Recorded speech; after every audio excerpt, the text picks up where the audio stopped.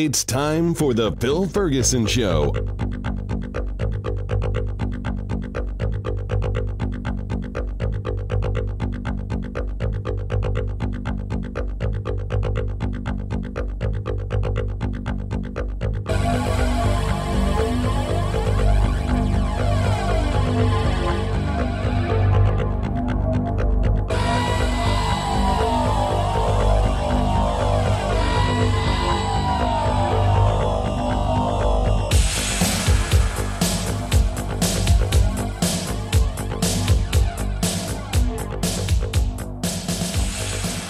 This is Phil Ferguson, and you are listening to the Phil Ferguson Show.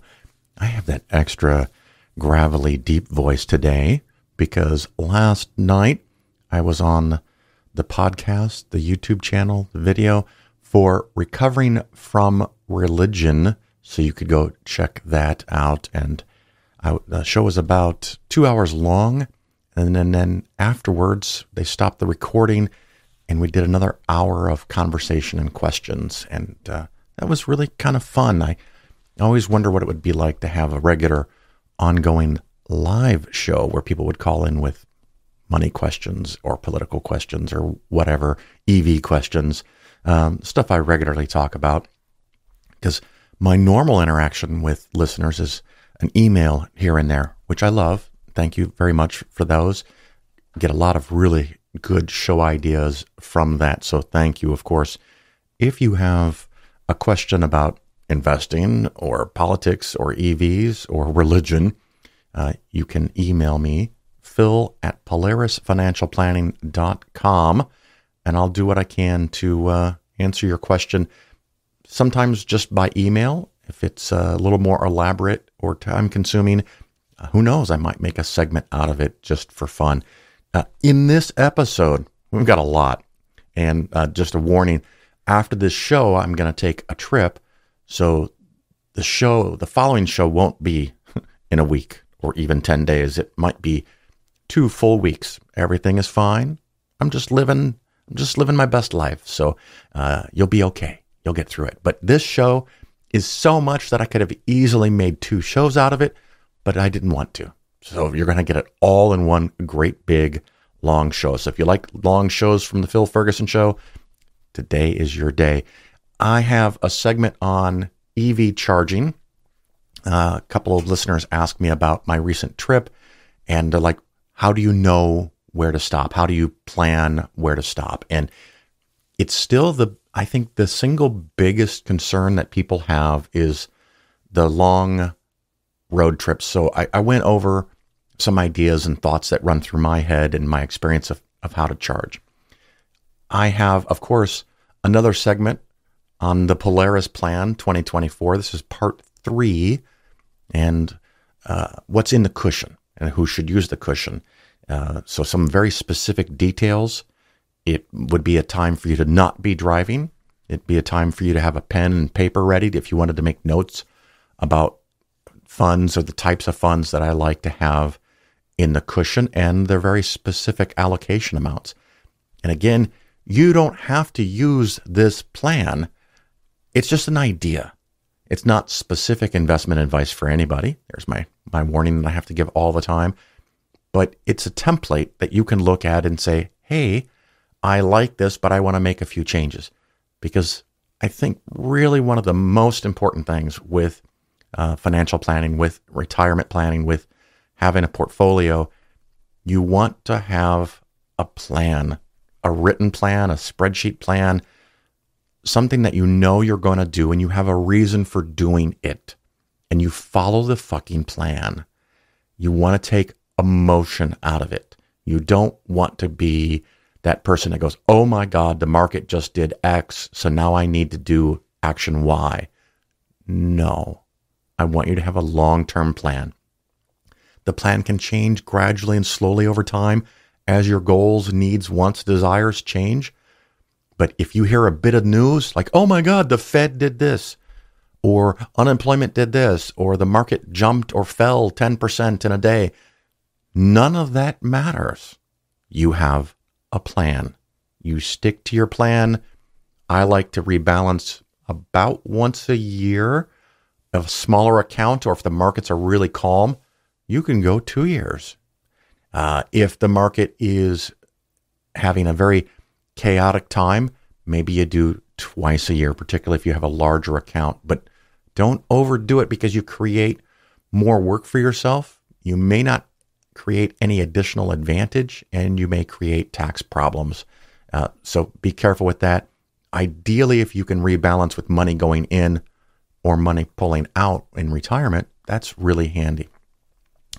What else? We have a segment kind of related to stock picking and why that's so very hard. A show listener sent me some information. We're going to talk about that, a brief segment, only 9 minutes on that segment. And then a fan favorite, Ray Smock, is back. And he and I are going to have a nice long talk about politics and Trump and the rise of Trump. And right before I sat down to record this opening segment, I was thinking to myself, because people ask me all the time, Phil, if you're not religious, why do you talk about religion so much?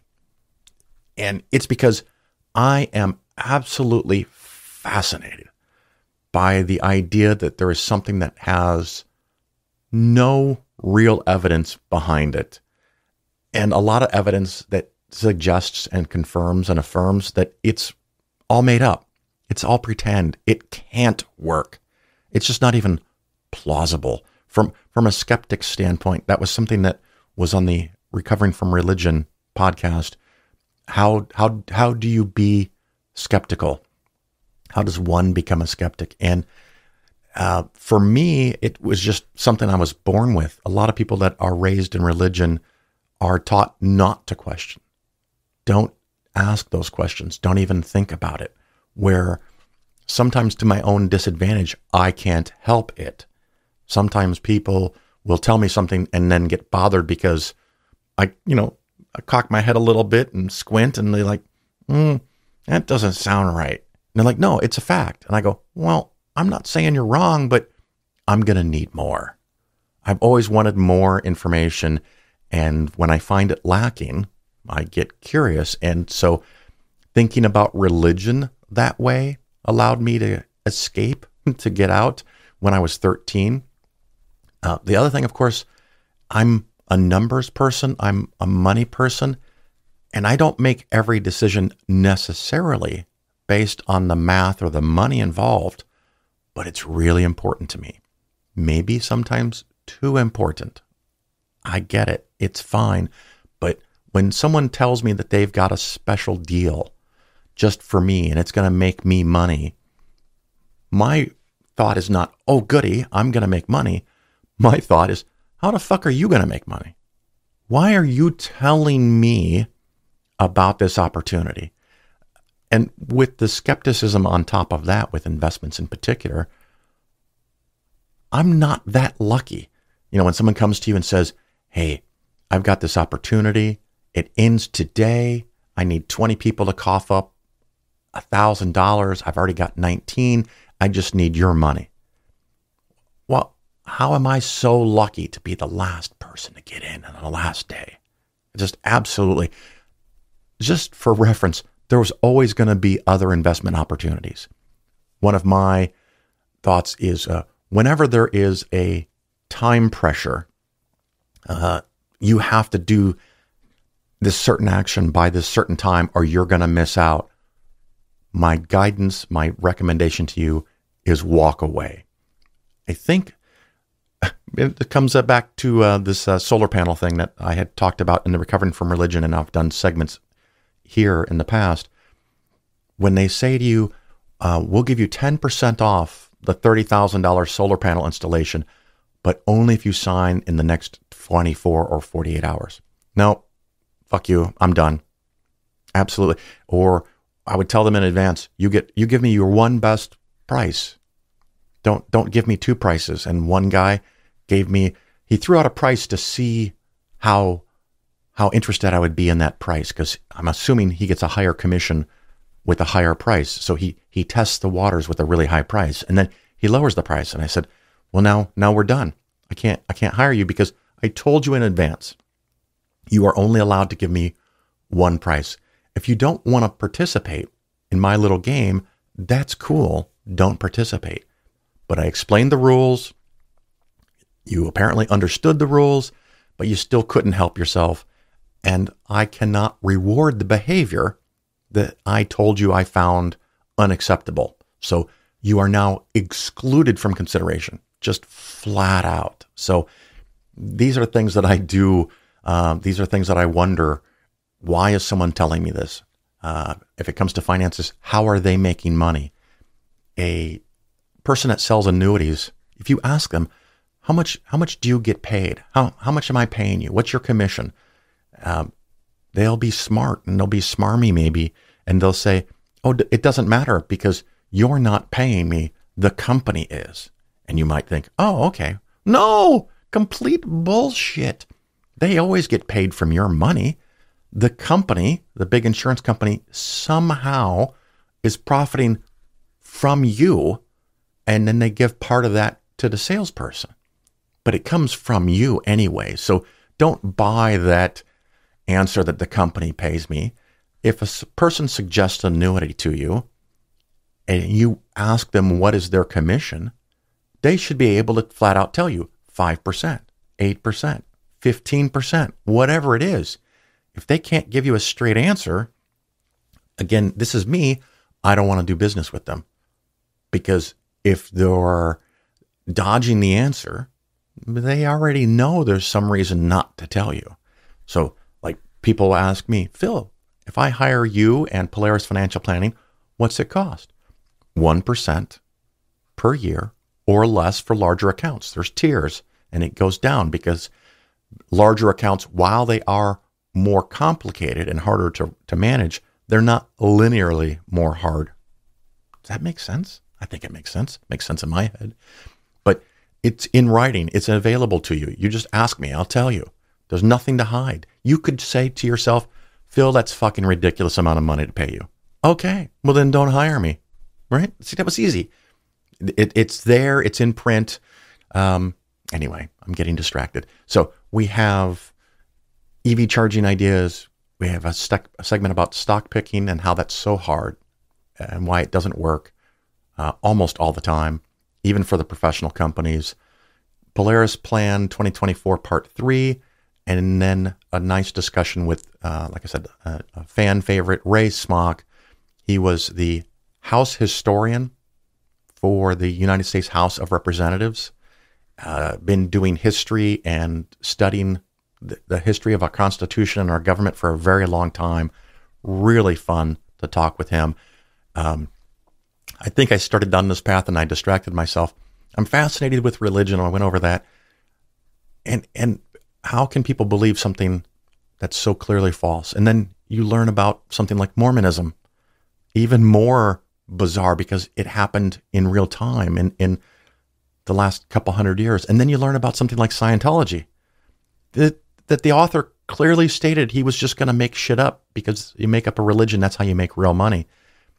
And then you get to something more recent within my lifetime, within the last 20 years, something that is so easily, trivially falsifiable that it blows my mind that there's a single human being in the modern world that accepts this as a fact, but they do. And that fact, that claim, is that Donald Trump is a good businessman. Absolutely staggeringly, profoundly false. It is so easy to check. It is so easy to read the stories. This motherfucker bankrupted 3 casinos. Casinos print money. They make money. It's a mathematical trick. Every single sucker that enters a casino, with a couple of rare exceptions, walks out with less money than they walked in with. Now, I'm not saying you can't go and spend a couple of $100s in a casino if you find that to be fun and entertaining. I do not. I have worked way too fucking hard. And way back in the beginning at $3.85, $4.25, $5, whatever minimum wage jobs, I worked very hard. Decades of my life at 2 jobs, often 3 different jobs at the same time. And you want me to walk in there and hand you a couple $100 to bet on a roulette wheel or the cards when it's literally the cards are stacked in their favor? No fucking way. That does not amuse me. That does not entertain me. I have no interest in it, which is great for me because I don't have to struggle with something like a gambling addiction, which I know is real and can destroy people. So it's out there, but it just doesn't interest me. But religion has no support behind it. Catholicism, Islam, Buddhism, maybe there's some ideas in Buddhism, but it's still filled with so much stuff that's just crap. But to get to the modern age and think that we are an educated people that look at the world and want to get to reality, to have something like 30, 35% of the population think that Donald Trump is a good businessman, that Donald Trump is a rational human being and actually wants to do what's in your best interest. It's never been about anyone else. It's always been about him. He can't even fathom. That is why he can go and be on a gravesite and give thumbs up. That's why he can call people that give their very lives losers and suckers and ask what's in it for them, because that is the only way he understands the world. This is not someone we want to be president. And the very fact that I can talk to people after the debate and they are concerned that somehow Kamala Harris tricked him into saying idiotic, racist crap. Okay, let's go with your theory for a minute. Let's say that she did trick him. That means he can be tricked with a few sentences. He can be baited and go down a path of destruction, of narcissism. If she can do it, so can Putin. The fact that he lists, I think it's Orban, a dictator, as one of his pals, as a job reference. You know, if you're applying for a job in the mall and you say, well, I only have one reference I can give you, and he's a dictator, but he likes me. I'm stunned. I'm fascinated by it, maybe too fascinated by it. But things like this where people believe things and think things that just aren't true, that can't be true, but yet they're convicted with all their heart that it has to be true. Okay, I didn't mean to have that big soapbox rant. My apologies. Let me know if you hate the rant or if you want more of them. Phil at PolarisFinancialPlanning.com. We're going to take a quick break and get into the show, and prepare yourself. It's probably going to be a 90-minute show. And then you get a break for a couple of weeks, and then I'll be back after I get back from my traveling. I'll talk to you soon, so hang on. We'll take a quick break. We'll be right back.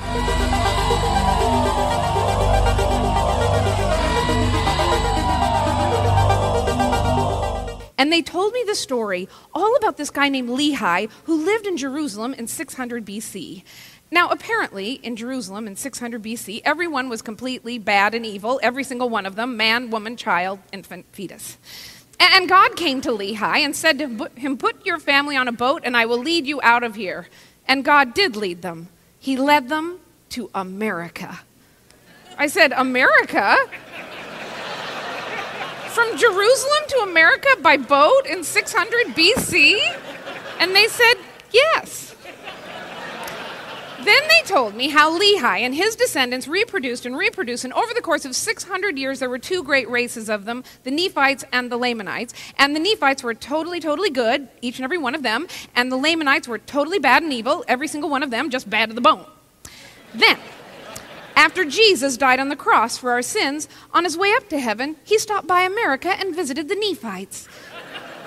And he told them that if they all remained totally, totally good, each and every one of them, they would win the war against the evil Lamanites. But apparently somebody blew it, because the Lamanites were able to kill all the Nephites. All but one guy, this guy named Mormon, who managed to survive by hiding in the woods. And he made sure this whole story was written down in reformed Egyptian hieroglyphics chiseled onto gold plates, which he then buried near Palmyra, New York.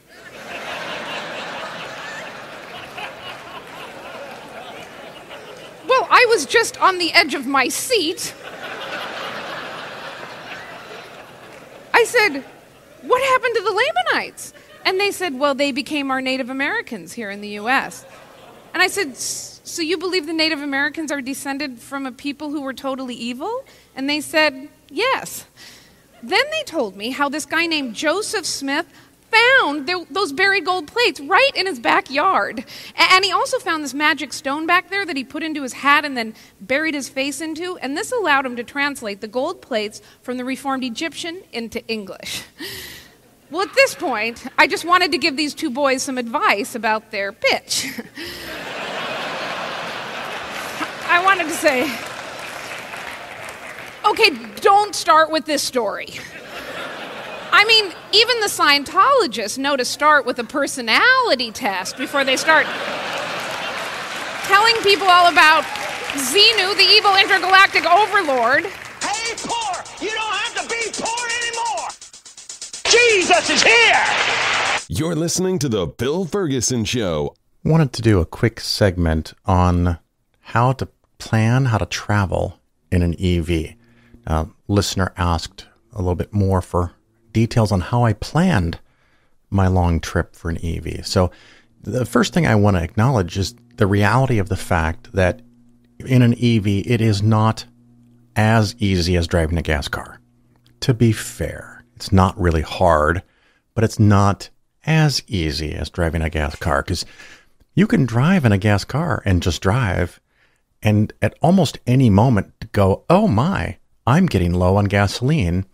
And at the next exit, or 2 or 3, there's probably 1 or more gas stations, and you can just pull in and stop. We're not there with EVs. But my recent trip from Orlando to Chicago, and then to Canada, and then from Canada back to Chicago, and then from Chicago back to Orlando, it can be done, and it's not that awful hard. There are a few things that you need, and there's quite a bit of things you need to know about and understand. The first thing I think is the most important is an app for your phone called PlugShare. Now, if you're in a Tesla or in a car with really good software, it will actually provide you suggestions at where you should stop next.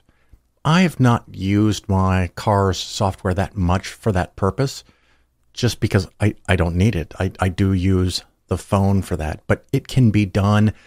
You can look up stations, and one nice thing about a Tesla, and it's also true in my Ioniq 6, is that if you do map to a DC fast charging station, the car will start to precondition the battery, which means the car will take some of the electricity of the battery and use it to either warm the battery or in extreme conditions, slightly cool the battery. Although I don't think that's going to be much of an issue because it tries to cool the battery when it gets too hot anyway. Probably the biggest thing is that in relatively cold weather, in Fahrenheit, 40 below, or not 40 or below, minus 40, of course, would also be the case, where the system, the battery needs to be maintained at some kind of minimum temperature, but it might warm the battery a little bit more before you stop and charge. I've not yet charged my Ioniq 6 in below freezing temperatures. There, I can say it that way because I don't need Fahrenheit or Celsius. Below the point of water freezing, I'm going to call quite cold. I have not yet driven the Ioniq 6 in that environment because I fucking live in Florida. So if and when I get to that, I'll do that. But as far as the driving, something like PlugShare, and you can put in your car information and the type of connector that your car takes, and you can filter. And often things that I will filter on, first of all, I will eliminate car dealerships. A lot of car dealerships have charging stations, but generally they don't know what the fuck they're doing. They've put the chargers in as an obligation to their corporate overlords.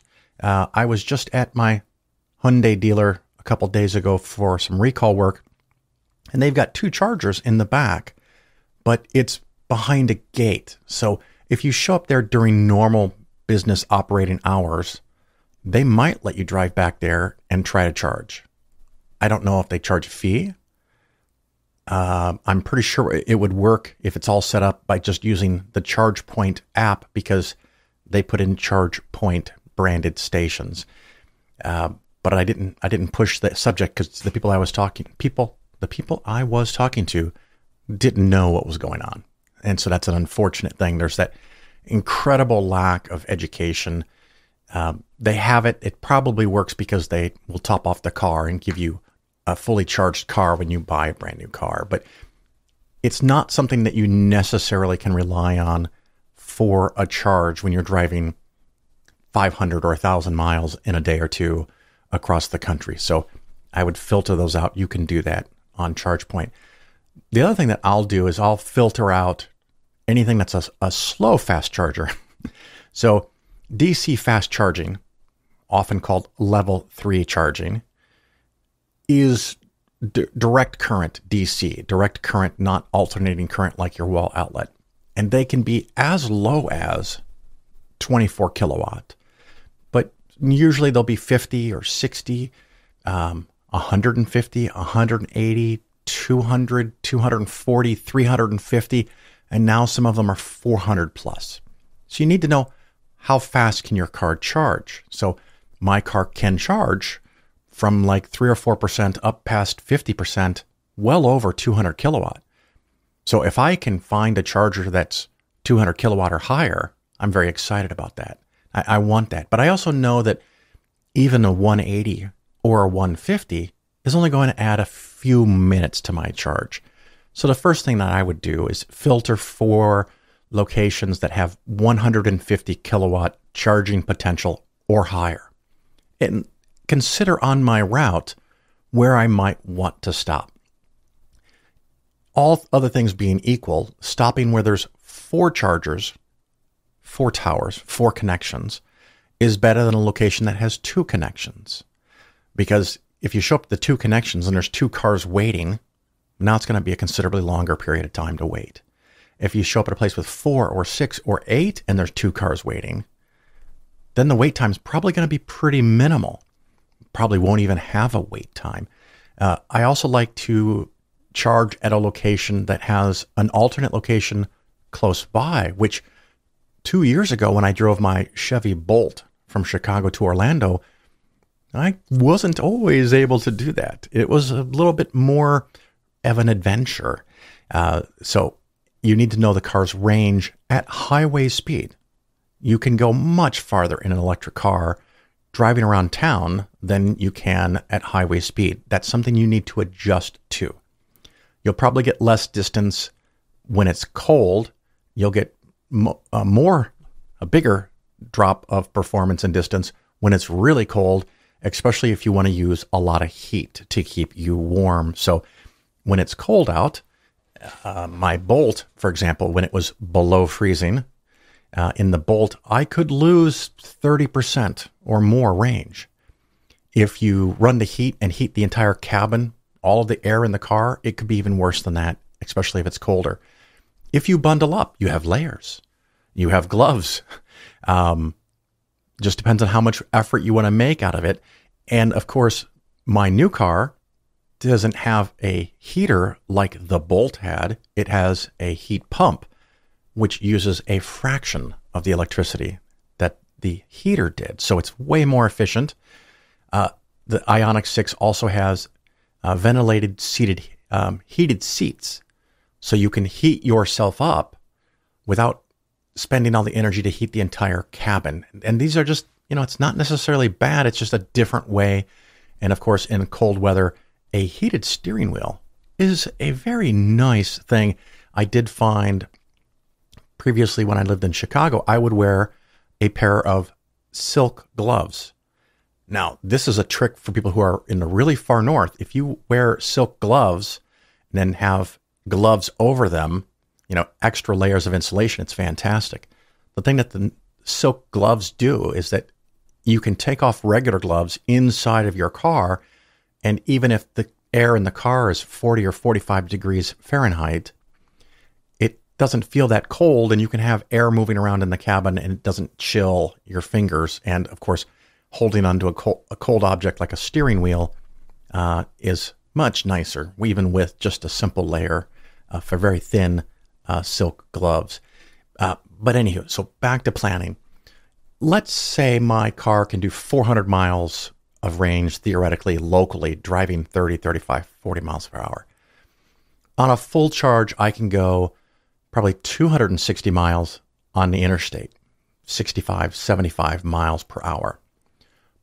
The first time I leave the house or wherever, if I stayed at a hotel and I'm fully charged, I could get 260, but I'm probably not going to go that far. Although one could, and you're looking at probably 4 hours of driving maybe, depending on the conditions and the road and the speed and how far you're going.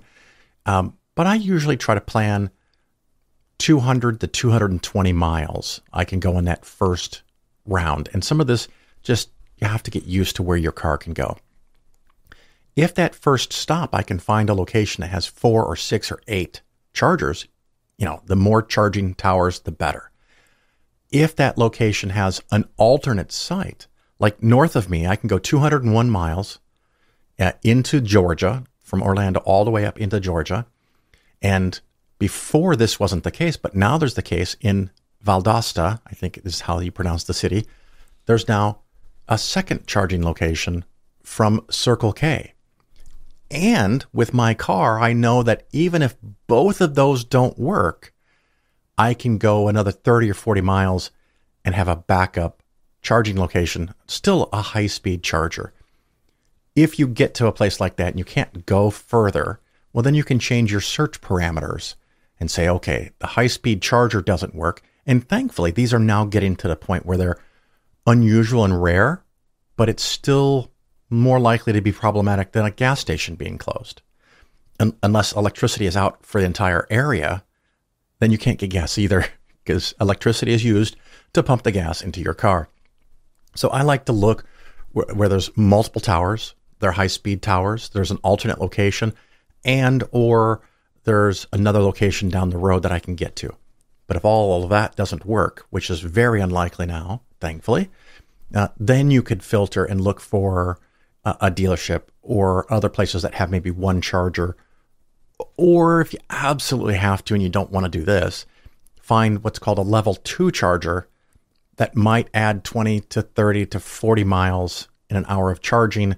And you say, well, I hadn't planned on it, but now it's time to eat lunch.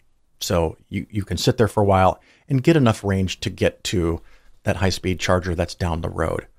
The next thing you're going to want to do is get a little bit of familiarity with yourself at how low can you go? Like a limbo, how low can you go? There are people who drive electric cars that often get below 5% of the battery left, below 10%, below 5%, 2 or 3%, and they roll in on fumes to the stop they wanted to make. That's cool. I'm more like a 10 to 15% kind of guy, but if my wife's with me, it's more like 20% or 25% because she's still a little nervous. So keep that level of comfort in mind. So you want to, like when we were coming south to, I think it was Nashville, and I picked the charging location on the north side of town. And if that didn't work, there were 2 other very high-speed chargers on the south side of town that I could still easily get to. Might add a couple miles or a couple of minutes of driving to get off the main interstate that I was on, but there were backups. So that's very comforting and reassuring. So something to keep in mind. Also, when we were driving south of Indianapolis on our return back from Chicago to Orlando, inside of the Indianapolis area, a dozen places or more you can stop. And southbound on 65 out of Indianapolis, for a good 60 to 100 miles, there was a stop every 12 to 15 miles. And in the next few years, this will just keep getting better as Pilot, Flying J, Circle K, maybe Road Ranger, Walmart is talking about putting charging stations on almost all of their store locations in the next few years. It's just going to keep getting better and better. It's way better than it was just 2 years ago. So those are the kind of things that I think about. Those are the kind of things that I plan. If you end up going to a place that charges maybe at 50 or 60 kilowatt, depending on your car, you might be there for a longer period of time. And that's where you might want to eat if your drive is long enough that you want to eat. I have found in some occasions where I'll drive through a Wendy's or Burger King or McDonald's or something, with a drive-through, and I'll get food real fast and then drive to the charger and plug in. And because of the charging speed of my car, it creates this situation where I might need to hurry up and finish my meal if I want to get going, because the charging time is now equal to, or could be at least shorter than the time it takes me to eat and or go in somewhere to use the restroom. So that's very nice. If you know your next charging location is, so if I can do 260 theoretically, but I do 200, 220 on the first go, after that, maybe I want to do 180 to 200. And that still can give me 2.5 to 3 hours of driving. But it might be that the next really good place with backups and backups to backups that I want to stop at is 240 miles away. Well, then I might think, hey, you know what I'll do? I'll stop sooner than I'd like to, maybe 140 miles away. That's 2 hours of solid driving at 70 miles an hour plus, whatever. And you stop in there and you charge for 5 or 6 minutes. On my return trip, I had several charges that were 8 minutes. And this is one of those things that if the charger is way off the road, that can be a bit of a buzzkill. But as more of these truck stops, fueling stations, whatever we want to call them, have chargers, high-speed chargers, right next to the highway, it is easy. It is so easy. You pull off. My personal favorite right now, if I can find one, is the combination of either Pilot, Flying J, I think the other brand is 19 or 91, something like that. That same company owns all of those. You pull off the ramp, you make a turn, you drive quarter mile, half a mile, you're at this great big station. You pull up, and the nice thing with the Pilot Flying J's, they use EVgo. That's the name of a charging company. And I have the app for that, of course. And now I've even connected my car so it knows my car. I pull in, grab the handle, plug it into my car, and it recognizes my car. I don't even have to have the app for that now. I just pull up and plug in my car. The charging tower talks to the car talks to the charging tower. I've got an account with a credit card or Google Pay, or you can use Apple Pay connected to your account, and it just starts charging. That does take 25 to 30 seconds. Once I know it's charging, I can walk inside and use the restroom, do a couple of laps in the store, walk around the parking lot for a couple of minutes. If it's a quick stop, like 8 minutes, I pretty much walk back out to the car and I unplug it and I go. It's that quick. Now, not every car charges as fast as mine, so I get that. So you might be there a little bit longer. If you want food, they might have pizza or chips or whatever junk food you probably shouldn't eat. You can buy inside. You can take your time, walk around a little bit. And I think for a car like mine, I haven't done it below 30 minutes yet, but on a 500-mile drive, I think there's a possibility I can get down to about 20 minutes of charging with 2 10-minute stops. So 500 miles, you're talking 8, 9 hours, maybe with some road construction and traffic, 10 hours, hopefully no more than that. But it's a good chunk of your day if you can stop only twice for 10 to 12 minutes per stop and drive 9 hours. Sure, it could be better in the future, but that's pretty fucking good. That's really close to gasoline driving time. So first I'll filter and find what are the fastest chargers to see if I can plan to stop at one of those. Look for a location with more than one connector. The more connectors, the better. The more locations in the area, the better. Have a backup location. And if the place you really want to go to is getting to be near the end of your range, stop short and then charge for 5 or 8 minutes. It's not that hard. You can map it all out. There's a program called a Better Route Planner where you can put in your starting location, your ending location. You can use their website or their app, and it will make suggestions at all the places you should stay to optimize your drive. And you can have it try to optimize the fastest drive possible. You can have it optimized to the fewest but longer charging stops, the shortest but maybe fewer or maybe a few more charging stops. And you also want to have the apps for at least the top several brands of chargers like Electrify America, ChargePoint, EVgo. If you're in Florida, you're going to have the FPL, Florida Power and Light application. Caution, there's two of them. There's one for home use and there's one for driving on the road use. And that's something that's messed up people before. Or maybe EV Connect. I also have the Tesla app on my phone. I've not yet used a Tesla charger, but I know where they are along my path. And so, probably before you take your first big road trip, you'd want to go to some of these chargers in advance to try it out. You don't want to be at 5% battery to find out that you don't know what the fuck you're doing. So there is a learning curve, but once you've used an app for Electrify America a couple times, you know how to use it. Once you've ChargePoint, ChargePoint is nice. Electrify America is also nice that they do this where you can hold your phone up to a certain spot on the charging tower and it recognizes your phone and it turns on and starts charging. More and more stations you can actually, even if you don't have the app or an account, if you've got Google Pay or Apple Pay set up on your phone, you can put your phone by the scanner where you might use your credit card and it will start charging. Or more and more of them now also have tap to pay with your actual credit card. So you pull in with the charger and you don't have anything set up and it's a brand that you don't know. And we need to get to this point where all these things work all the time. And we'll get there.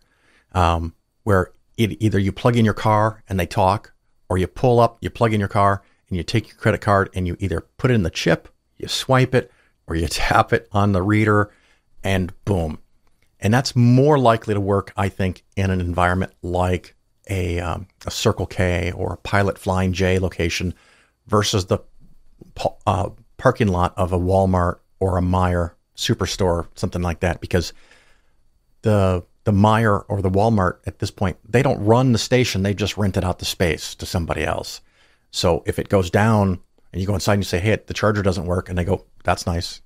They don't care. They're not that interested. Where at the Circle J, it's their equipment that they've bought, that they paid to have this installed. So we're getting there. It's getting better. And hopefully that gives you some helpful tips to figure out how and when to charge your car.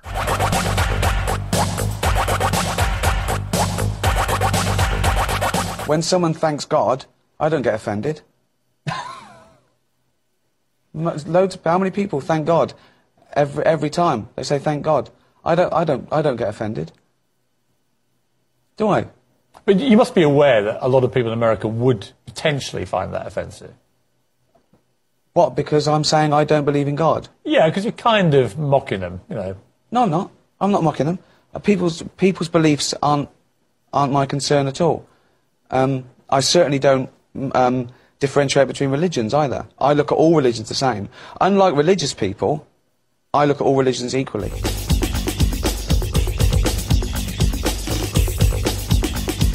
The Phil Ferguson Show is for educational and entertainment purposes only.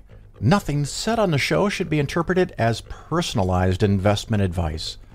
Investments should be based on your personal situation, and you, of course, should consult with your financial advisor or tax professional before taking any actions. This segment is the Polaris Plan 2024 Part 3, focus on bonds or the cushion. As I said in the previous segment, if you are younger and farther from retirement, 12 to 15 years or more, this doesn't really apply to you and you can kind of sort of skip this.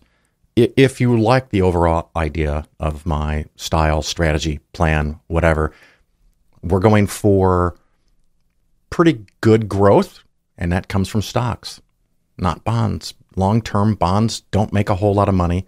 stocks do. The reason for the cushion, again, as discussed, so you have to go back to part 2 if you want to hear more about this. This is to offset and reduce volatility as you approach and or are in retirement. And the phrase I like to say is that I want the cushion to be as big as necessary and as small as possible. And that is based on your cash flow needs and your budget for retirement. I don't do it as a percentage of your portfolio, but of course, one could calculate such a percentage quite easily. Well, quite easily if you have what I like to call the clarity and granularity of your portfolio. So again, we're focusing on Vanguard index funds, and this part is the cushion. And by using these types of funds, these index funds, you can calculate exactly what percentage of your portfolio is bonds versus stocks. You can calculate what percentage of your portfolio is short-term bonds versus intermediate bonds versus long-term bonds versus something like Jenny Mae's. I also use international and emerging market bonds and high yield, aka junk bonds.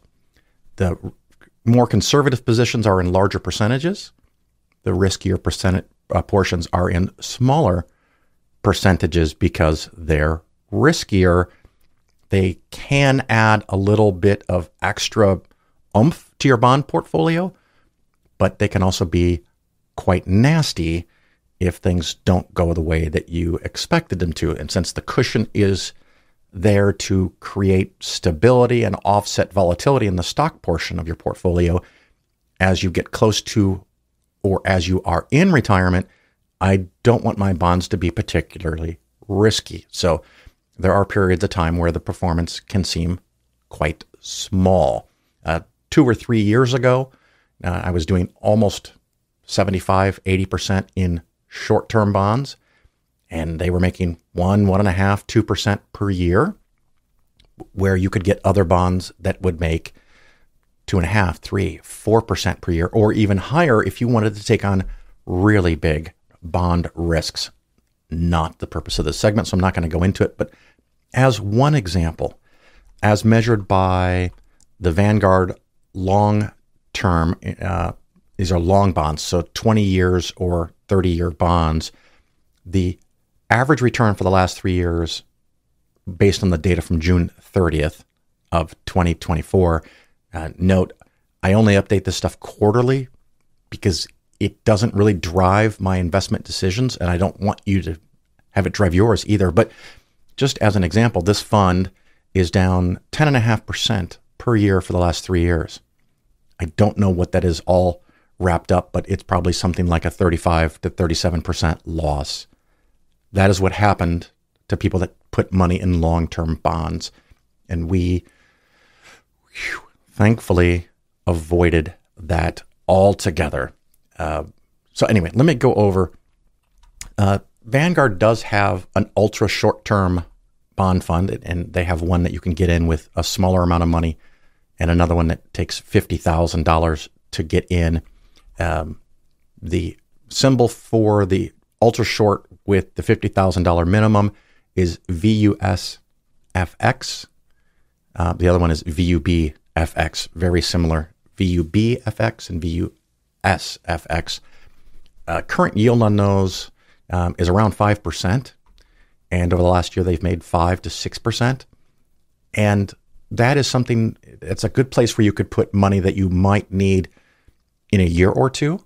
And the nice thing about interest rates today, being 4 or 5% or higher, is that you actually can make some money in something that is really quite conservative. But generally, I keep the money still in Vanguard short-term government bond funds. 2 of those are VSBSX, and then one that's 70% government bond is VBIRX. Then I also like to use short-term corporate bond funds, and that's, give you an example here, is VSCSX. You don't have to use these exact funds. You can mix and match. So I'm sure that companies like T. Rowe Price, Fidelity, other large brokerage firms have index funds that are like this.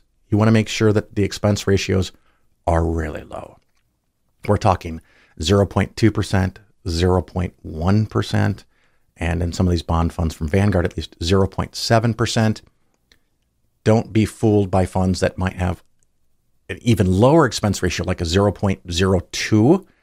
Technically, that expense ratio is lower, but they're probably offsetting the expenses by doing some tricky stuff that may pull down performance and or increase your risk exposure. So be careful when looking at that. The other fund that I like to use for the more conservative part of the portfolio is a Ginnie Mae fund. And again, Vanguard has two. This one requires $50,000 to get into. That's VFIJX. And the other one that has, I think, a $3,000 minimum is VFIIX. So those are the Ginnie Mae's. So between the ultra short, the short government, the short corporate, and the Ginnie Mae's, 75% of your portfolio. If you want to be really conservative, 80% or more. If you want to be more aggressive, you could, go to 65% or lower, but that kind of defeats the purpose for me of the cushion. So if for some reason you feel like you have to have some bonds, you could always take more risk, but realize it's more like stock market volatility and stock market risk. So the ultra short, short government, short corporate, and Ginnie Mae, 65, 70, 75% of your cushion. Now, about a year ago, I added intermediate bonds in a small dose. And that is about 5% in intermediate government and intermediate corporate. So short-term bonds are usually 3 years to maturity, maybe 5 years or less to maturity. Intermediate bonds are 5 to 10 years to maturity. Generally, historically, the longer the time on the bond, the higher the interest rate it will pay. That is currently not true because of the yield inversion, because the Fed has increased their overnight lending rate, which is the only thing they control, is the overnight rate for banks to borrow from the Fed or from each other. Because that's high, that tends to influence short-term bonds to pay higher yields. They don't control that. That just the market generally moves in that way. So when the overnight lending rate is high, you get a thing called a yield inversion, where short-term bonds can pay higher yields than long-term bonds. And of course, that makes short-term bonds particularly lovely because the interest rate is high and your risk exposure is very low. The downside with those short-term bonds is that if and when rates come down, you don't get much reward for it. And your interest rates on the bonds adjust down quite quickly because they're only 1 or 2 or 3 year long bonds. The ultra short term is probably a year or less. Whereas if you have long-term bonds, you're taking a risk because if interest rates go up, your bonds go down. But if interest rates go down, the value of your long-term bonds can go up dramatically. I still am not using any long-term bonds. The reason is while the long-term bond rates are considerably higher than they were 2 to 3 years ago, 4.5%, 5% versus 1.5% to 2%, I don't know that I expect those longer-term interest rates to come down because they're more like normal than they have been for years, whereas the short-term rates are the ones that are high and likely to fall. So I see that intermediate as a possibility of where you can get still a pretty good return. And if interest rates fall by 1% or 2%, you could suddenly make 5 or 8 or 10% extra in the intermediate term bond funds. If the market gets carried away and the economy is stronger than we think it is, and they raise rates at some point, then you could lose some. So we don't want to keep this moderate.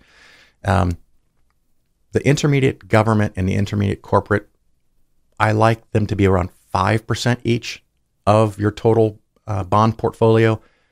If it floats up to, or you add a little extra and it gets to 6 or 7.5% of your bond portfolio, each one of them, I'm okay with that. Not a problem. The other bond funds are total international bond, an example from Vanguard. The symbol is VTABX. Emerging Market Bond Fund is VGAVX. And the junk bonds, or high yield, again, there's two of them. One has a $50,000 minimum investment. That is VWEAX. And the one with the $3,000 minimum is VWEHX. I know that's a lot of words and a lot of symbols and a lot of numbers all in a very short period of time. The overall gist is short-term and Jenny May, maybe with a little bit of ultra short-term if you want. Make that 65 to 75% of your portfolio. The other 25% would come from the 5 funds that I'm just going to recap here that are intermediate government, intermediate corporate, international bonds, emerging market bonds, and high yield, aka junk bonds. Those 5 funds could be 25 to 30, maybe 35% of your bond portfolio, of the cushion. And the reason for having different types of bonds, and the reason I like the clarity and granularity, is because from time to time, they do very different things. I talked about the long-term bonds losing a lot, and thankfully we dodged that. But as an example, on the upside, the high yield junk bond fund in the last year, ending June 30th of 2024, is up 9.4%. So if the stock market was down, and these were the results for the bonds, you could sell from the one bond fund that made 9.4% and reduce your risk exposure at the same time that you're creating cash. And that allows you time to wait for the stock market to come back. It could be at some period in the future, if interest rates go up, longer bonds and intermediate bonds could go down at the same time that the stock market goes down. But maybe the short-term ones, while they're not up a lot, might be up 3 or 4%. You could, again, sell something that is up and avoid selling something that is down. The classic, basic, fundamental investment idea that is so hard to implement of buying low and selling high. If the stock market does like it did in 2008, or even like it did for large cap growth in 22, where there's a 35, 40% drop or bigger, like we had around 2000, it is absolutely wonderful to now suddenly have an asset that's only up 3%. If all of your stocks are down 30 or 40% and you have something that's up 3 or 4%, that's fantastic. Even if it's up 0%, that's fantastic. And that's what the cushion allows you to do. It allows you to wait and not react to the negative effects from time to time of the U.S. stock market, because you don't want to sell low. And so you have the cushion. The bulk of the cushion, like I said, is conservative, short-term, ultra-short, Jenny May, and 25 to 35% now can be split among 5 other funds, which are intermediate government, intermediate corporate, international, emerging market, and high yield. So shorter than some of the other parts of the Polaris Plan, but that's my thinking on it. If I've created more questions or if I explained something poorly, send me an email, phil@polarisfinancialplanning.com. But this wraps up the Polaris Plan 2024 Part 3.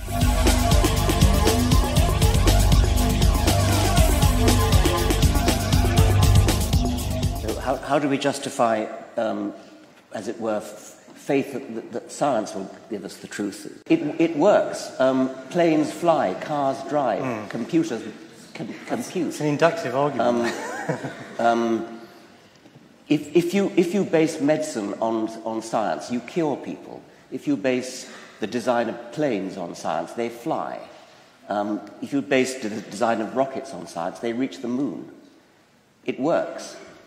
Bitches.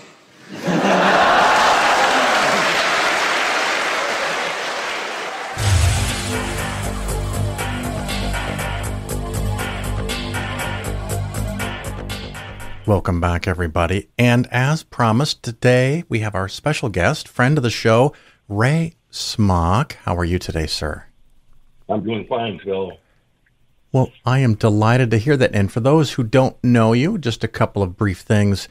You were the first official House of Representatives, U.S. government historian from 1983 to 1995. And then you were the director of the Robert C. Byrd Center for Congressional History and Education at Shepard University, right? Yes, for more than 20 years, and I finally retired from that position. Nice. I have fond memories of going there and going behind the scenes and seeing stuff that wasn't on display. That was really cool. Yeah. And of course, you were was it joint author on Booker T. Washington? Well, I was co-editor of the 14-volume Booker T. Washington papers, and I wrote a biography of Booker T. Washington, the Black leader. There you go. And less known, of course, but something that I'm very proud of, is 3 volumes of critical essays on Donald Trump. The last one, titled Bearing Witness to America's Worst President.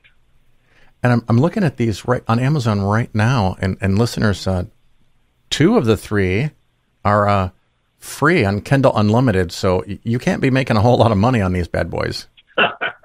No, I was recently on a CNN program, their Asian division, and suddenly I got some sales from Japan. But no, those were self-published on Amazon. They were things that I originally did on a whole series starting in 2015. When I discovered how bad Donald Trump was, actually I discovered that a lot earlier. Yeah. But anyhow, I feel good about writing those essays, and every one of them is borne out. I haven't been wrong about any of them, based on all the evidence that's now starting to come out. The 2 other books you didn't mention, American Demagogue, Critical Essays on the Trump Presidency, and I think the one that started it all, right, the Trump Tsunami. That's right. So those are out there, folks. You can get them 2 of them for free on Kindle Unlimited, or a few bucks to buy them. Discussion and thoughts, and some of them in real time. Things you wrote down that day, and kind of kept up. It's kind of like a diary. Like the diary of Anne Frank. Well, maybe. Well, the first volume was like a diary. Yeah. And then I got more systematic. I think the 3rd volume, the Bearing Witness, is actually the best. And it also has a pretty good introduction where I try to put all this in historical context. And you mentioned Anne Frank. I go all the way back to my childhood when I was a kid and my dad was just going off to World War II, and Anne Frank was in hiding, and I was a happy kid in America running around in my yard. So that kind of perspective, a long look. Yeah. Sometimes I forget you're a couple years older than me. Quite a few, Phil. Just like it's always been, I guess. But so Trump, and this will be put in the show a few days after we're recording, so there might be new news. But Trump was recently had a second assassination attempt. Do you know any details about that? Have you heard anything? Well, only what I know in the news, of course. Yeah. And it was apparently the evidence on this fellow that did it is that he originally tried to recruit American military guys to fight in Ukraine. He hates the Ukrainian war. He hates Donald Trump for his stance on that war, and that may be part of his anger. But he's a known commodity in a sort of a wacky world, so I think they're finding out more about that. Yeah. Well, I heard apparently that overnight he somehow breached the grounds of the golf course in Florida, not too far from me, ironically, and was just hanging out in the bushes, waiting for Trump to go golfing. And yeah, he camped out there for 12 hours, apparently. Yeah, and if it weren't for the watchful eye of the Secret Service team that was a couple of holes ahead of Trump, apparently happened to notice a muzzle or a gun nozzle. I don't know what the right words are for guns, but tip of the gun sticking through a fence. and then shot at the guy, and he ran. Yeah, left all of his equipment there, left the weapon. Of course, he's been arrested before, so he's going to see a lot of hard time. He was a felon, convicted felon, and who never should have had a gun of any kind. And of course, he had a AK-47, the old Russian Kalashnikov rifle with him, with the serial number scraped off. So it's a crime afoot. Yeah, it's one of those things. It takes something like that, or Hunter Biden, for Republicans to want to enforce gun laws. Hunter Biden is not figuring in this campaign at all, except in a few isolated places, because there's just so many more serious, directly involved things going on now that the chaos in this campaign is getting out of hand, and we've got 49 days or so to go. Yeah, and I don't know if we're going to survive a lot of the nonsense and chaos that's going to be generated. A lot of it on purpose, some of it by accident, between now and Election Day. Well, that concerns me. I did have a rare opportunity to yuck it up with a couple of Trump supporters only a few days after the debate, where these guys were actually honest about Trump's performance at the debate, which was a bit of a surprise to me. And one guy said, "Oh, I'm gonna call a spade a spade. He sucked. He got his ass kicked coming and going." Well, I think my Republican friends are in the same category. They can't defend. They can't find one way to defend it. Although, you recall, Phil, my old nemesis back in the House of Representatives, the guy that fired me from the House historian's job, was Speaker Newt Gingrich. And Newt Gingrich is an old timer, just like I am. He's in his 80s, and but he had to take a shot at Kamala, and Kamala, he said basically that she acted like a spoiled teenager during the debate, and that she can't giggle her way through the presidency the way she did that particular debate. Now that's a new law that somehow she was a spoiled teenager. I don't know how that's going to resonate among those who he was trying to reach with that statement. Well, but that's where the former Speaker of the House of Representatives, a hardcore Republican, who was largely responsible for much of the decay in our politics over the last 30 or so years. No doubt about it. That's where he's done. Now, high marks for a guy named Cheney, though. Yes, I was surprised. I understood why Liz Cheney would come out. She led the investigation. She was a stalwart. She put party ahead of country, and she did or vice versa, you mean? She put country ahead of party. She put country ahead of party. I think you said it the other way. I may have said it backwards. Yeah. She did put country ahead of party. Yep. And apparently her dad, the old neocon warrior, he backed her up because it was the right thing to do. Yeah, well, he came out with I think it was him who did this, an open letter or an article, an opinion piece about Trump in the debate, and basically saying that Trump had spent months calling Kamala stupid. So if he loses to her this bad in the debate, what does that say about his intelligence? Exactly. So, absolutely devastating. And I don't know if you followed the, what was this woman's name? Laura Loomer? Are you familiar with her? Again, she's one of these conspiracy theorists that has been knocking around. She's not even well liked among some of the other conspiracy theorists because she's so weird and wacky. But for some reason, she's riding with Trump on his campaign airplane. She's been seen with him regularly with her picture and him associating with her. There's lots of speculation. I have no idea.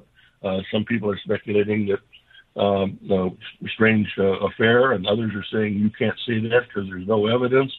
But the fact that a presidential candidate in the last days, last months of an election would be publicly seen in proximity with such a known wacko is pretty surprising, and it says something about Trump's state of mind, which is maybe he needs bolstering. He needs someone who says he's right all the time, and I guess he would do that. Yeah, I guess I think it was Marjorie Taylor Greene said that Laura Loomer was a racist. Well, if Marjorie Taylor Greene thinks you're too extreme, damn, that takes some doing. Any thoughts on Trump's stock? You know that better than I do. I might course, not. He did make an announcement that he wasn't going to sell it, and immediately it shot up 25%.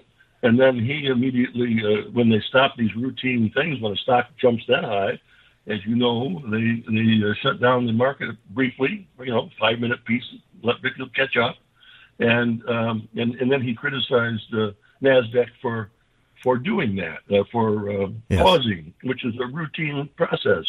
So the guy just doesn't get it. But his stock went up, but maybe it went up because he wanted it up before he sold it.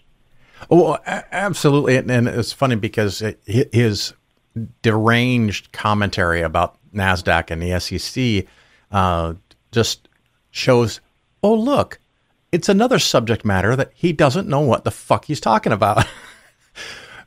Because if he knew just the basic stuff you know, he wouldn't have made those posts. That's a good sign that it was so popular. What his big concern should be is that, from my perspective, he is now directly involved with illegal promotion of a specific stock, his stock, and what pump and dump or just sharing information the way that he's doing it. I think almost anyone else. Martha Stewart went to jail for less than that. Yes, add this to one more thing where Trump is, afoul of the law, but not being prosecuted, or at least not being prosecuted fast enough. Yeah. What do you think? How are the polls doing? Are they reflective correctly, or is it going to be tight? Is Kamala going to win hands down? No. Well, here's the problem. The tightness of this election is largely due to the failure of our own Constitution. The Electoral College is undemocratic. Yeah. And the fact that Kamala's going to win by 7 or 8 million popular votes, it's going to be pretty much like what Biden did to Trump in 2020. But that margin is not what elects presidents. And a lot of people forget that we have this electoral college, and where the states have a certain number of electoral votes, and you only have a handful of states that can get you to the 270 mark. You need 270 electoral votes. And if that's close, Trump will create the kind of chaos he did after 2020. He's got literally thousands of lawyers being paid a lot of money from a lot of the money he's taking out on this campaign. And what they're doing is trying to figure out ways to enlist chaos in the key states to keep Kamala Harris from getting the 270, and also maybe making it possible for him to reach that number through court cases. He wants it either to be thrown into the House of Representatives, where every state has one vote, and or if he can create enough chaos to do what they did with Al Gore in the year 2000, and that is to throw it into the Supreme Court. The Supreme Court in the Constitution has nothing whatsoever to do with electing a president, except in 1876, when they had to have a commission of Supreme Court justices, House members, and Senate members to decide that contested election. But other than that, in the case of Al Gore in 2000, the Supreme Court should not have anything to do with it. I was one of those people out on the streets in 2000 demonstrating against the fact that the court was even considering it. It should have been thrown to the House of Representatives then. Yeah. So anyhow, these are the kinds of things that are going to mess things up, that Trump has got an army of people working toward messing those things up. Yeah, and I'm hoping, if Kamala can win Wisconsin and Michigan and Pennsylvania, North Carolina, Georgia, you know, and then of course the big dream is that Florida flips back. I don't know that that's going to happen this go around, but I honestly am continually surprised how many people support Trump. I mean, from 5 years ago, from 8 years ago, I'm surprised, let alone today, the shenanigans that he pulls off. But yet the loyal, devoted, devolved, addicted cult members, I don't know what it just seems so obvious to me, but I don't get it. The Republican Party, by all stretches of imagination, by even those who I know who are serious Republicans, a lot of them aren't speaking out enough.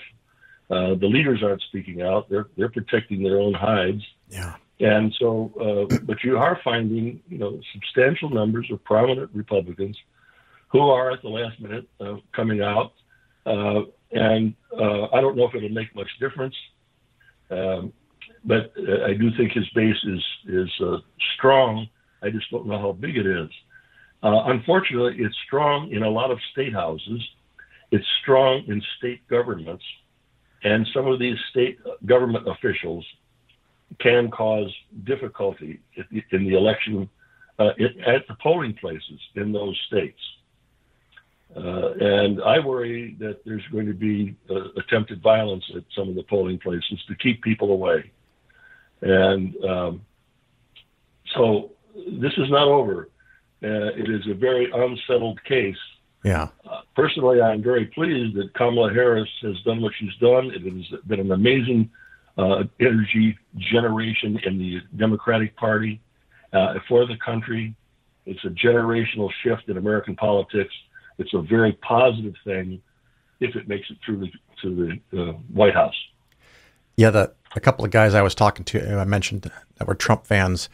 One of them said something about they heard a conspiracy that Kamala had an earpiece, you know, and I said, did that earpiece make Trump say really stupid and racist things? Well, yeah, Trump did himself in. I don't care if she had two earpieces. Yeah, all this crazy stuff that comes out around the debate. Everybody, you know, even as I mentioned, Newt saying that she was too cute with her smiles. I thought her expressions were absolutely perfect. Yeah. Given the utter lies that were coming out, and then of course there were the attacks on the ABC moderators because they somehow were unfair. Trump actually had more speaking time. Yes. By about 4 minutes. And in many ways, that extra 4 minutes made him look even worse. Right. But they had to check him when he said that they're killing babies after they're born. That's called murder. Yeah. That has nothing to do with abortion. That's statutory murder, and it doesn't happen. And he actually said that. Yeah, and of course the thing that gets a little bit more meme play is the whole cats and dogs and goose thing. I always keep. Go ahead. I just heard a wonderful reggae song. Yeah. That's been done on the cats and dogs, and it's got Trump's voice in it and him on one side, and you've got a fellow playing a little instrument, and he's playing a little reggae music about the cats and the dogs. It is a brilliant piece. That piece ought to be scarfed up and put on television as a commercial for the Democrats because it's so well done and it's so silly. And you hear Trump saying over and over, they're eating the dogs, they're eating the cats. And how can a man run for president of the United States? How can anybody think of voting for a guy that's talking about people eating dogs and cats? Yeah, and here's my campaign ad idea. And if you know anybody on the Democratic side, please share this idea with them. What I want, the ad starts in black, and it goes, and you have a person asking questions, and then you have another person like with their face blanked out, or they're in the shadows or behind a screen or something, so you can't fully see who they are. And this person talks about how all of their friends think they're voting for Trump, and they've got a Trump flag and Trump hats and everything, but they just can't do it because this guy's insane. And then they rattle off 4 or 5 things, and you modify this ad for each one of the swing states. So you have a couple of people who actually live in that state who are being shielded, but they'll have the local accent, they have local names, they know the cities, the highways, or whatever will clue in that they're actually from that area. And the whole idea is that you can still tell everybody that you support Trump out in public, but when you go to vote, use your common sense and vote for Kamala. So what do you think? I think it should work. I would think that the one place you can be private is in the voting booth. Right. And that's where it's between you and yourself alone. And that's what democracy is supposed to be about. It's not supposed to be anybody telling you what to do once you get into that booth. And so let's hope that your idea is a good one, and that people will actually think twice before they get in. Oh, geez. There's another thing I want to mention. Yeah. We keep talking about, it's not the same election in 2020. There's 3 or 4 more million registered young voters. And these are the people who follow Taylor Swift, here's the point. There are kids who were survivors of the Sandy Hook massacre who are now 18 years old, and they're voting for the first time. Yeah. Time goes on, new generations of voters come along. We've got a lot of young people out there that will be voting for the first time, and I think they're motivated. And I put my faith in them. They're the ones that need the future, and they're the ones that have the future in their own hands. And I hope that they can sense that. Well, I got my fingers crossed. There's some good signs that Kamala has a better chance of winning than Biden did, and that's nice. But boy, I just keep, I don't know, maybe it's a terrible thought to have that I'm waiting for Trump to have a stroke. I don't know. He's already, he's basically crashed psychologically. Yeah. His own niece, who is a psychologist, has been warning us about his instability for a long time. A lot of people that worked for him in the White House saw him as a very strange character who was uninformed about so many things, and is totally transactional and totally focused on how whatever is going on, what it means to him personally, and not to the country. So those are psychological qualities you don't necessarily want in your leaders to begin with. No, and you don't want someone who can get tricked in a debate, because that's one of the other things that I heard people say. They said, Kamala tricked him, baited him into saying these terrible things, and I said, is that someone you want in the White House? I mean, someone who gets tricked at a debate that he knew was coming? Yeah, if the leader of the free world is easily tricked, well, we saw how he was tricked by Putin. Yeah. Putin flattered him. I'll tell you what I think, and I think there's plenty of evidence for this in the Trump family. The Trump family business is still, building things and building luxurious golf courses and other things. Don Jr. is already talking about taking some of that Saudi Arabian money and building some vast pleasure palace on some island where nobody wants them. Trump wants to build a Trump Tower in Moscow. He still wants to do that. Yeah. He plans to do that someday. So he wants his friend Vlad to be ready for the big construction. It sounds almost ridiculous for us to be talking this way about a man who's running for president, but this is the evidence that's out there. This is what he said. This is what the record shows, and I don't know how we get around that and why some people, can't see this monumental evidence of him as a fraudster and a kleptomaniac, and someone who wants to be an autocrat so that he can make money. Yeah. It seems so very clear, but like you said, they just don't see it. I don't know that they're gonna see it, and I hope we can live long enough to see past it. Are there any other things about you or your history, career, books, jobs, Trump that you want to go over before we wrap up? Well, I can't think of. I'm teaching a course right now called Challenges to American Democracy. Yeah. And I'm teaching that course primarily because I wanted to focus and be more systematic on my own thinking about this. There are a lot of new books coming out that really deal with this.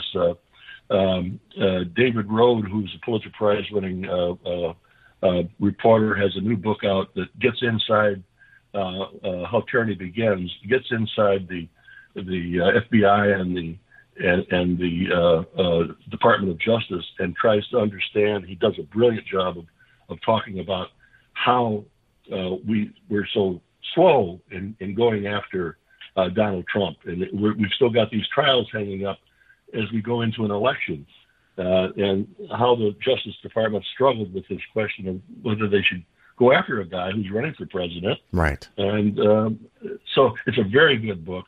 There's another good book that's out now that basically says, it's by Erwin Chemerinsky, who is the dean of the University Law School, University of Berkeley, California. Basically saying that the United States Constitution is itself has become our enemy because we can't change it. It's so undemocratic that we either have to find ways to change it by law, we have to change it by amendment, or we have to write a new constitution because this one isn't working.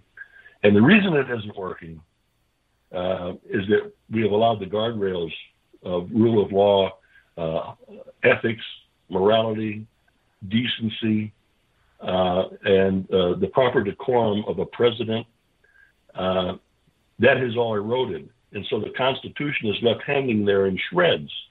Right. And of course, our courts haven't helped. This is a real danger. This is a real danger to us. Absolutely.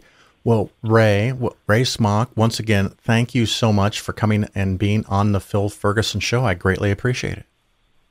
I'm always a pleasure to be with you, Phil. Anytime I can help, I'm here.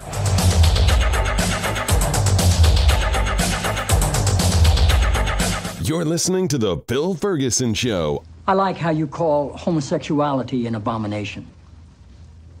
I don't say homosexuality is an abomination, Mr. President. The Bible does. Yes, it does. Leviticus 18:22. Chapter and verse. I wanted to ask you a couple of questions while I had you here. I'm interested in selling my youngest daughter into slavery as sanctioned in Exodus 21:7. She's a Georgetown sophomore, speaks fluent Italian, always cleared the table when it was her turn. What would a good price for her be? While thinking about that, can I ask another? My chief of staff, Leo McGarry, insists on working on the Sabbath. Exodus 35:2 clearly says he should be put to death. Am I morally obligated to kill him myself, or is it okay to call the police?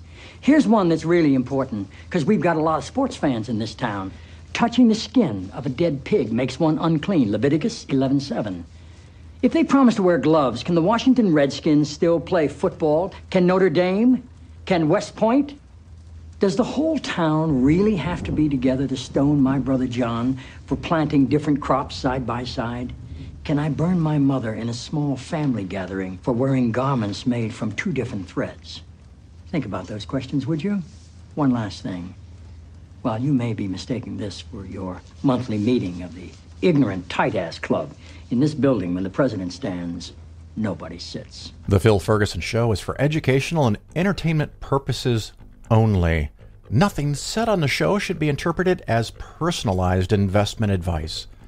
Investments should be based on your personal situation, and you, of course, should consult with your financial advisor or tax professional before taking any actions. This Investing Skeptically segment is called Stock Picking is Hard. I have a listener of the show who sent me some information about their brokerage account and what it has today versus what it had 3 years ago. And they were, listening to the show and thinking, Phil, you're talking about the market going up, but my portfolio of stocks, mostly large cap stocks, appears to be down. Can you take a look at this and let me know what you think? So first of all, to the listener, this is not a critique of you. I'm just using your situation as possibly a learning experience. And it's not that you're doing anything wrong or that you got tricked or anything. It's just how it works. And the question is, do you want to make a change going forward? I don't want to give any. I don't want to say the name of the company, so I'm just going to use a filler name, and let's say that the company is named Merrill Lynch. That way, nobody has any idea of who I'm talking about. But 3 years ago, they had something like $500,000, and now they have $480,000 over 3 years. And you think, well, okay, that's clearly down. It's not down much, to be fair. But how does that compare to the total stock market? And let's look at that first. The total stock market is up about 25% over the last 3 years, and the S&P 500 has done well. That's up something like 35% over the last 3 years. So let's just call it 30%. You could have made 30% on 500,000, which is about $150,000. But instead, there's a loss of $20,000. So it's not just that you didn't get the 150, you also lost 20. So you're down net $170,000 because they're doing stock picking. And this company, Merrill Lynch, has the same problem that almost all stock pickers have. Stock picking is hard. It's really, really hard to do. And often over shorter periods of time, actually long periods of time, 5, 10, 15 years, there's only a handful of stocks that drive the performance. So you have to hit those.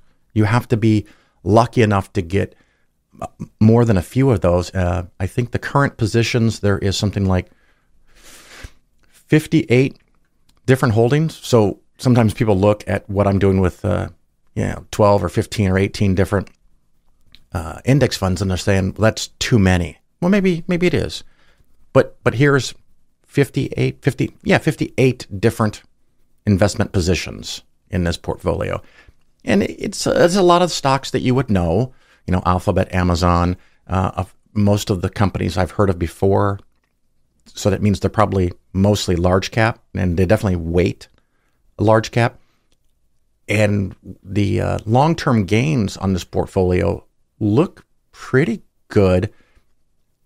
And it's kind of a trick because what they're doing is they keep selling the losers for tax losses. And so the losers disappear and they buy some new stuff.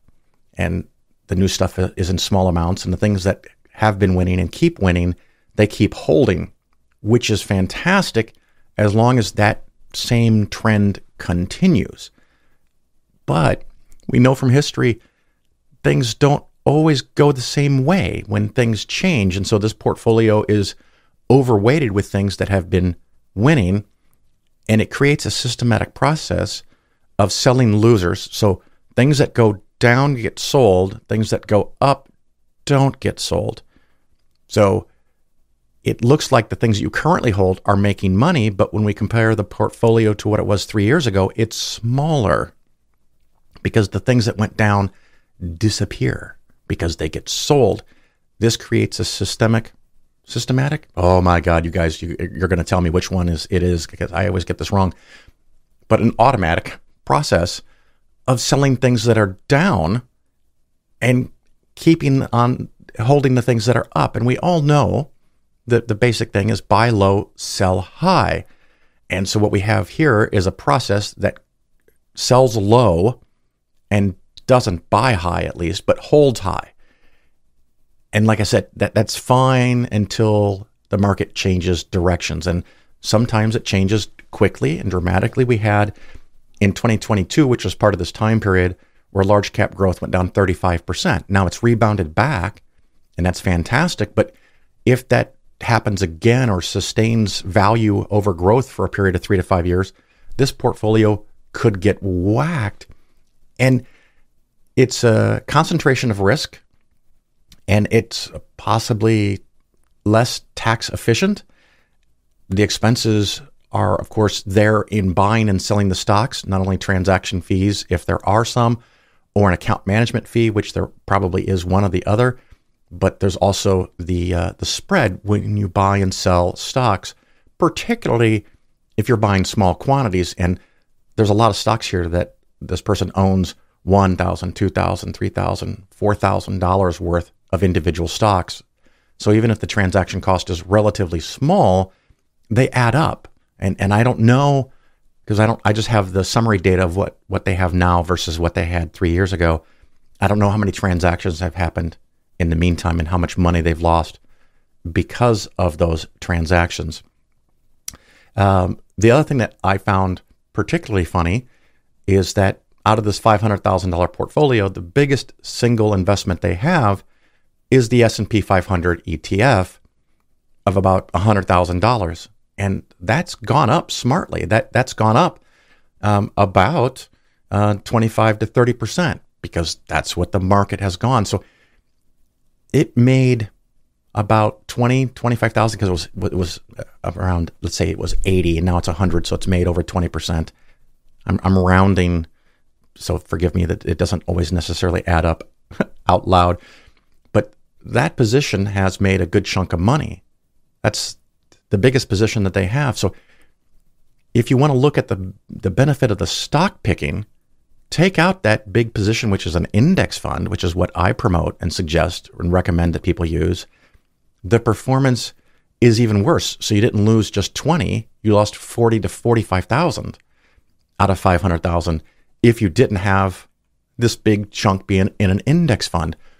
So the stock picking from this company is awful. It's not the advisor, because the advisor is not doing research and picking stocks. They're relying on the stock picking corporate entity to tell you when and what to buy and what to sell. And they have a system and they have a process, and they sell low and they hold high, and they keep doing that. And when I talk to this person, they've had big gains to write off over the past years. And now the problem is, the nice thing is they can carry forward based on current tax law, but I'd rather just not have losses to carry forward. I'd rather have gains that I have to pay a tax on versus losses that can be written off at some point in the future. So I don't know if they're going to want to make a change. I don't know if they're going to want to use me or not, but I thought it was a interesting learning experience, something to look at and how I look at things. And take a look. If you have a big portfolio with 50 or 60 or 80 stocks or more, how is that stock picking doing, whether it's you doing it or some big company? How are they doing versus the market? Almost all stock pickers underperform the market. It's just very, very hard to do. So I just thought I would have this little segment on how hard it is to pick stocks, and how in this case, when the market is up 25 to 30+%, depending on what you call the market, they've lost a couple percent. Let's see, 4% when the market's up 25 to 30. So there is an example of how stock picking is hard to do.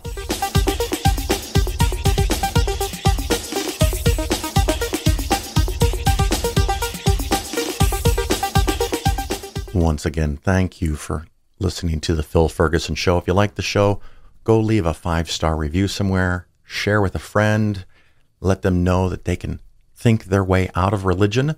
Now, let them know that there's a possibility where you can plan for retirement and some ideas and strategies that you can use. This is going to be really short, I promise. But at the end, I have a bonus piece of music that I stripped off of a YouTube video. It's by Samuel Saint, and the song is called Pray the Gay Away. It was a recommendation from a listener. I don't have permission to use it, so hopefully it doesn't cause the podcast any problems. But I did want to make the point of mentioning the title and the author, the musician, Samuel Saint, Pray the Gay Away. If you like it, go to YouTube and give it a couple of watches so more people can find it and see it as the views go up. It might jump up in the algorithm. Of course, you can leave comments about how awesome you think the song is on that YouTube channel. So that's it. I'm going to wrap it up. I'm going to go to the FFRF convention. I'll see you there in a few days. If you are there in Denver, Colorado, please feel free to come up and say hello, introduce yourself. And until then, ciao.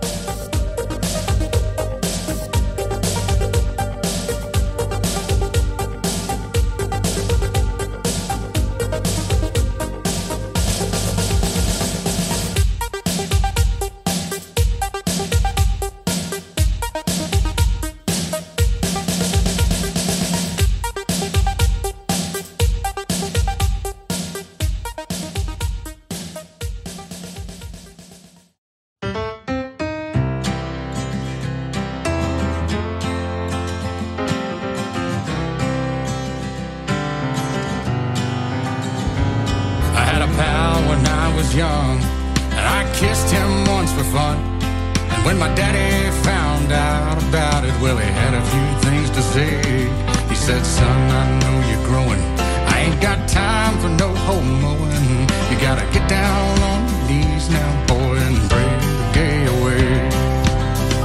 He said, you gotta pray the gay away now. Each and every day, you gotta let the Lord come inside you now. God's the only way. You gotta give your life to Jesus and stop dreaming about peace. You got to pray the gay away. You gotta pray the gay away. So when I turned 17, I joined the high school football team. Yeah, the quarterback was tall and black. Yeah, you should have seen him play. But I knew my thoughts were wrong, so I sang my daddy's song. Yeah, I got down on my knees right there and I prayed the gay away. Yeah, you gotta pray the gay away. Yeah. Each and every day you gotta let the Lord come inside you now. God's the only way. You gotta give your life to Jesus and stop dreaming about peace. You got to pray the gay away. Pray the gay away. Then I joined the military, and my bunkmate's name was Gary. I could barely keep it in my pants when he was wearing his beret. But I knew I had to fight it, because Jesus wouldn't like it. So I got down on my knees again and I prayed the gay away. Yeah, you gotta pray the gay away. Each and every day you gotta let the Lord come inside you now. God's the only way. Give your life to Jesus and stop dreaming about peanuts. You gotta pray the gay away. Pray the gay away. Now that I'm old and grown, I spend a lot of my time alone, 'cause my wife is always hanging around with her ex-boyfriend Ray. And my kids, they don't look like me, but Jesus, he's still with me. 'Cause every day when I wake up, yeah, I pray the gay away. You got to pray the gay away. Yeah. Each and every day you gotta let the